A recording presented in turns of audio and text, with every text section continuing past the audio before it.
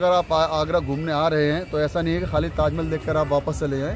ताजमहल के पीछे एक सुंदर गार्डन बना हुआ है और वहाँ उसके पास ही एक इमारत और है, छोटी इमारत है जिसको लोग बेबी ताज कहते हैं, लेकिन उसका सही नाम है एतमातुद्दौला।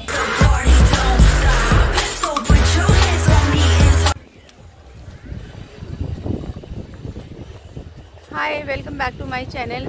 जैसे कि कल हमने आपको दिखाया था ताजमहल बाहर से पूरा आपको एक्सप्लेन किया, एक डिटेल वीडियो बनाया।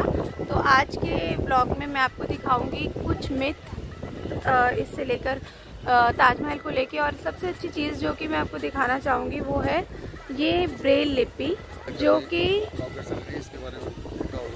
ये आपके लिए बहुत ही इंफॉर्मेटिव चीज़ मैं बता रही हूँ। आपको पता है ब्लाइंड जो होते हैं, जो कि नहीं देख पाते, देख नहीं सकते हैं, उनके लिए एक ब्रेल लिपि, उनके लिए एक अलग लैंग्वेज होती है जिसको इन्होंने यहाँ पे प्रॉपर बनाया है। ये स्टोन स्ट्रक्चर जो बना हुआ है इसी के लिए कहा जाता है, यही वो जगह है जहाँ पर मुमताज़ की बॉडी को गोल्ड के कॉफिन में रखा हुआ था कुछ वक्त के लिए, टेम्परेरी। हाँ, टेम्परेरी जैसा यहाँ कि पर आपको इन्होंने बताया था, जब स्टार्टिंग में कल के व्लॉग में आपको बताया था कि मुमताज़ की बॉडी को कुछ समय तक शाहजहां ने रखा था, क्योंकि उसकी डेथ यहाँ पर नहीं हुई थी, उसकी डेथ हुई थी बुरहानपुर में, और वहाँ से फिर उसको लाया गया था नाव के थ्रू, और उसकी बॉडी को फिर यहाँ पे रखा गया था काफी दिन तक, जब तक कि इसका फाउंडेशन कंप्लीट नहीं हुआ था, तब तक के लिए इसको रखा गया था यहाँ पे। एक खासियत और देखेंगे जी, जो व्हाइट वाला मकबरा है, मेन जो मकबरा है, आपको चारों साइड से एक सा नजर आता है। जिसको इंग्लिश में हम कहते हैं सिमेट्रिकल बिल्डिंग, और हर तरफ से एक है। लेकिन अगर जो हम बात करते हैं, जो आयतें लिखी है कुरान की,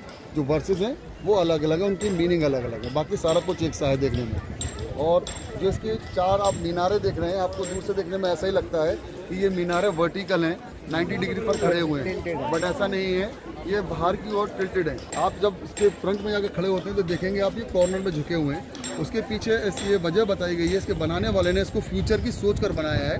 उसने सोचा कि अगर ऐसा ना हो कि भविष्य में कोई भी बुरा वक्त या भूकंप वगैरह आए तो ये अंदर गिर जाए। अगर ये अंदर गिरेगी तो मेन डोम को भी नुकसान पहुंचाएगी, अगर ये बाहर गिरेगी तो शायद नुकसान कम होगा, बनाना आसान होगा। इसीलिए इनको वर्टिकल नहीं बनाया हुआ, बाहर की ओर झुकता हुआ बनाया हुआ है। ये शाही मस्जिद है, ताजमहल की शाही मस्जिद कहा जाता है इसको, और ये भी उसी टाइम की बनाई थी। लेकिन इसमें जो नमाज पढ़ी है, इसमें बताते हैं शाहजहां ने भी यहाँ नमाज पढ़ी हुई है, क्योंकि जो टाइम था ताजमहल जो कंप्लीट हुआ है 1631 से 1653 में ताजमहल कंप्लीट हो गया, तो उसी टाइम में ये सब चीज़ें कंप्लीट हुई हैं। और ये रेड सैंडस्टोन की बनी हुई है, और अभी भी ये एक्टिव है, इसमें नमाज पढ़ी जाती है स्पेशली फ्राइडे को। और ताजमहल को इसलिए फ्राइडे को ताजमहल बंद रहता है क्योंकि यहाँ नमाज होती है, लोग आते हैं नमाज के लिए यहाँ पर। जो लोकल हैं वही लोग अलाउ करते हैं, अदरवाइज बाहर से जो, अगर हमारे बाहर के जो शहर से बाहर के लोग आते हैं उनको अलाउ नहीं करते, क्योंकि वो टूरिस्ट हैं। इसीलिए इसका क्लीनिंग कैसे होता है तो मैं आपको बताऊं कि सबसे पहली चीज़, इसका क्लीनिंग कोई 1 साल 2 साल में नहीं होता है। इसका क्लीनिंग करने में इसको बहुत टाइम लगता है, क्योंकि जो प्रोसेस है बहुत स्लो है और बहुत ट्रेडिशनल है। इसका जो सफाई करने का जो है प्रोसेस, जिसको हम बोलते हैं मड थेरेपी ऑफ ताजमहल और मड पैकिंग ऑफ ताजमहल। क्योंकि मुल्तानी मिट्टी का इस्तेमाल किया जाता है इसको साफ करने के लिए, क्योंकि उसकी ये खासियत होती है मुल्तानी मिट्टी की, जो डर्ट पार्टिकल्स है उसको ऑब्जर्व कर लेती है और साफ कर देती है इसको। अगर तो ये मुल्तानी मिट्टी से क्लीन की जाती है पूरी, अर्थ बोलते हैं इसको पूरा। और इसको कोई मशीन का इस्तेमाल नहीं करते, जो है नॉर्मल वाटर लेते हैं, मुल्तानी मिट्टी होती है और सॉफ्ट ब्रशेस होते हैं उनके पास साफ करने के लिए। तो ये पूरा का पूरा इसमें मुल्तानी मिट्टी से करते हैं। और इस प्रोसेस में कितना टाइम आप कितने दिन के गैप में करते हैं? आपको एक चीज़ दिखाता हूँ, अगर आप कलर डिफरेंस देखेंगे तो जो मेन वाला गुंबद है ना, वो अभी आप देखेंगे हल्का सा येलो है, थोड़ा सा येलो शेड, क्योंकि वो अभी सफाई के लिए रह गया है, it remain to be clean. और हम नीचे वाला लोअर पार्ट है, चेस्ट पार्ट जो बिल्डिंग का है, उसको साफ है, वो आपको ज़्यादा साफ नजर आया, क्योंकि वो साफ हो चुका है। यमुना नदी है, जिसको हम लोग पुराने वक्त में जो नाम था वो कालिंदी था इसका नाम। और दूसरी साइड, यमुना नदी की दूसरी साइड आप देखेंगे तो खूबसूरत बाग बना हुआ है, जिसको हम लोग चांदनी बाग और मेहताब बाग कहते हैं। मेहताब का मतलब होता है चांद।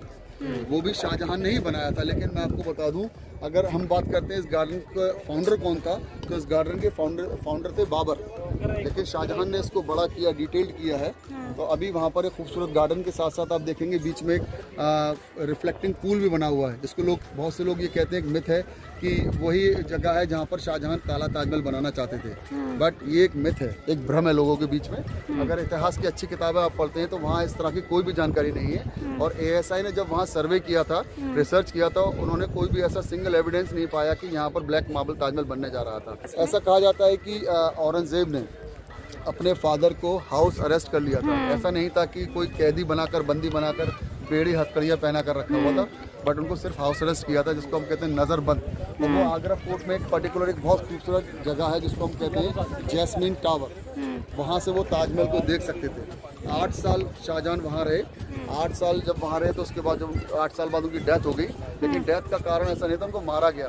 बताते हैं कि वाटर रिटेनिंग प्रॉब्लम, उनकी किडनियाँ फेल हो गई थी, इसके कारण उनकी डेथ हो गई थी। तो उनकी लास्ट जो आखिरी इच्छा थी वो यही थी कि मुझे मेरे मरने के बाद मेरी वाइफ के साइड से ही दफन कर दें, बरिड कर दें। तो उनकी बेटी ने ऐसा ही किया, अपने फादर को भी अपनी माँ के पास लाकर बरिड कर दिया। ये एक रास्ता है नीचे जाने का, जो एक आपके इस साइड है। अगर हम आगे जाएंगे तो एक ऐसे ही सेम सीढ़ियाँ आगे ही बनी हुई हैं। तो ये रास्ता था नीचे जाने का, ऊपर आने का, क्योंकि वो लोग बादशाह लोग जब आते थे या उनके कोई फैमिली मेंबर ताजमहल आते थे तो बाई बोट आते थे वो वहाँ से, और यहाँ से वो लोग ऊपर आते थे। राइट साइड से ऊपर आते थे, लेफ्ट से नीचे जाते थे वो लोग। तो पहले कोई रोड नहीं था ताजमहल को आने के लिए। तो लेकिन लोग इसको समझते हैं कि ये कोई जो है यहाँ कोई धार्मिक चीज़ है नीचे, ऐसी कुछ बातें कही जाती हैं, ऐसा नहीं है। लेकिन अच्छा, यहाँ पे बोटिंग भी होती है क्या अभी? मैम, ये जो बोटिंग आप देख रहे हैं, सिक्योरिटी की बोट्स हैं जो पेट्रोलिंग करते हैं यहाँ पर, बट टूरिस्ट के लिए बोटिंग नहीं है यहाँ पर। अच्छा, टूरिस्ट के लिए बोटिंग नहीं।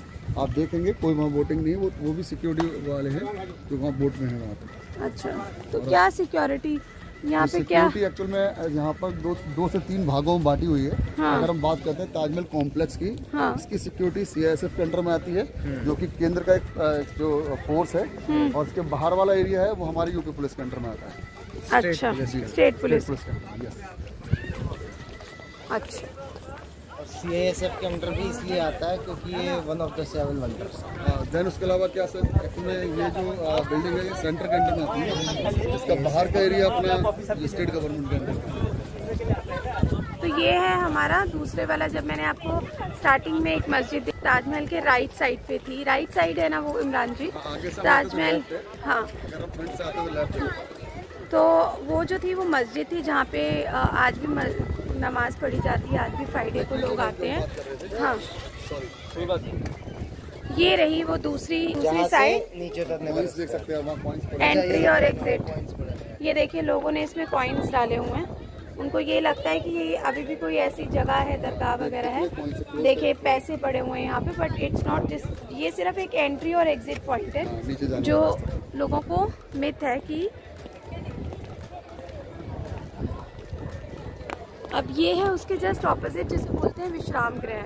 मतलब यहाँ पे जो राजा महाराजाओं के बड़े बड़े अतिथि गृह, गेस्ट हाउस, जो बड़े बड़े राजा महाराजा आते थे, उनके जो भी आते होंगे वो यहाँ पे रुकते थे मेन बिल्डिंग में।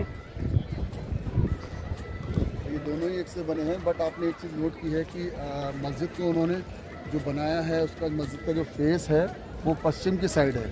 ठीक है, वो इसलिए है क्योंकि जो इस्लामिक तरीका है, मुस्लिम जो नमाज पढ़ते हैं, आप एशिया में, मैं आपको बताता हूँ, एशिया में तो उनका फेस जो होता है वेस्ट के साइड होता है। अगर आप यूरोप जाते हैं तो अगर आप नमाज पढ़ते हैं तो आपका फेस ईस्ट की साइड होता है। ये बहुत बड़ा डिफरेंस है।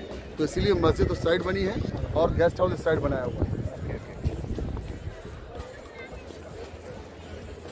काफ़ी चीज़ आइडेंटिकल है, सिमेट्रिकल है यहाँ पर, वो इसलिए क्योंकि बिल्डिंग को परफेक्ट बैलेंस मेरे को तो इतनी प्यारी लग रही है ना ये बिल्डिंग की, बार बार मैं दिन में दूसरी बार दोबारा आने का, मतलब कितनी मर्जी बार आ जाओ यहाँ पे। अरे मैंने एक चीज़ और दिखा देता हूँ,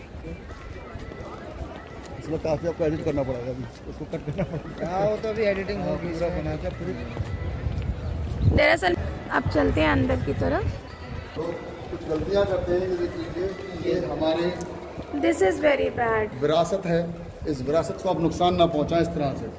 यही वजह है कि अंदर कोई भी जो है रीडिंग और राइटिंग मटेरियल्स अलाउड नहीं है। वो यही कारण है कि लोग अपना नाम लिख देते हैं। आप प्यार को प्रूव करने के लिए दीवारों पे नाम डालने की ज़रूरत नहीं है। तो मैं उम्मीद करती हूँ आपको जितना ताजमहल मैंने मेरी नज़रों से दिखा सकती थी दिखाया, और आपको ज़रूर पसंद भी आया होगा। जितनी इन्फॉर्मेशन मैं शेयर कर सकती थी आपसे पूरी डिटेल इन्फॉर्मेशन शेयर की है। और थैंक यू इमरान जी, आपको मैं ज़रूर थैंक यू करना चाहूँगी। ये इमरान पे ये गाइड हैं और इन्होंने जितना डिटेल इन्फॉर्मेशन हमें शेयर की है, मैं ऑनेस्टली बताऊँ इतनी डिटेल इन्फॉर्मेशन हमें शेयर नहीं होती। तो मैं आपसे बता रही थी कि मैं आपको इमरान जी का नंबर नीचे डिस्क्रिप्शन लिंक में डाल दूँगी। आप जब भी आएँ, अगर आप चाहें तो आप इनसे कॉन्टैक्ट कर सकते हैं। बहुत ही इन्फॉर्मेटिव इन्फॉर्मेशन इन्होंने शेयर की, बहुत ऐसे पॉइंट जो मुझे आज तक नहीं पता था, या आई एम श्योर आप भी देख रहे हैं तो बहुत सी नई नॉलेज की चीज़ें हमें यहाँ पे पता लगी है। एक ब्यूटी को देखना और उसके बारे में जानना दो अलग अलग बातें हैं।